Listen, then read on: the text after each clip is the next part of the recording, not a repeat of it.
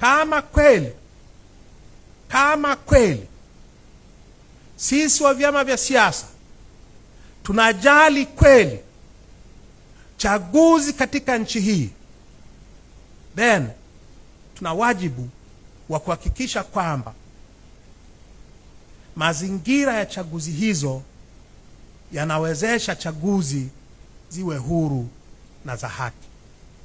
Kwa hiyo wito wangu wa pili ni kwa viongozi wenzangu na wanachama wenzangu wa vyama vya upinzani, ACT Wazalendo, NCCR Mageuzi na wengineo.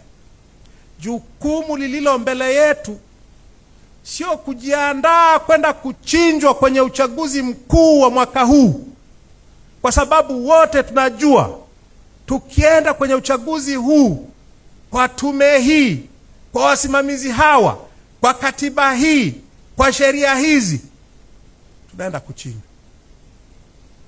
Wote tunafahamu tukienda kwenye uchaguzi mkuu watu wetu wanaenda kuuawa, kama walivyouawa mwezi Novemba mwaka jana, kama walivyouawa 2020, kama walivyouawa 2015, kama ambavyo wameuawa katika chaguzi zetu zote za vyama vingi katika nchi hii. Tutaendelea kupeleka watu wetu kwenda kuuawa na kuteswa na kujeruhiwa na kufunguliwa kesi za uongo mpaka lini?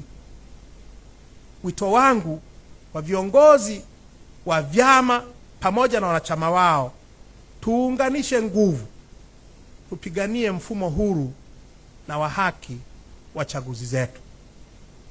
Tukishaweka mambo sawa, tukisha kuwa na mfumo wa kidemokrasia wa uchaguzi utakao hakikisha tunatendewa haki, tutashiriki chaguzi zote zinazokuja, hatutachelewa. Wale wanaofikiria kwamba lazima tushiriki uchaguzi mkuu wa mwaka huu kwa vyovyote vile, naomba nirudie tena, tunategemea nini? Kama unafikiria kwenda kugombea udiwani, jiulize, katika mazingira haya unategemea nini? Kama unatazamia kwenda kugombea ubunge au urais, jiulize swali hilo hilo, kwa mazingira haya unategemea nini?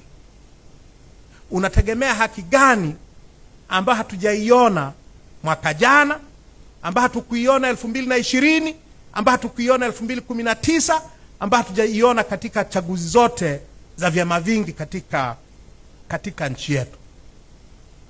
Kwa ndugu zangu, kwa wale wote ambao wanataka kugombea, wito wangu kwenu vile vile, tupiganie mfumo wa haki wa uchaguzi, ili mnapoenda kugombea mkagombee na kushinda, ili mnapoenda kugombea mwe na uhakika kwamba kura mtakazopigiwa zitahesabika na zitahesabiwa.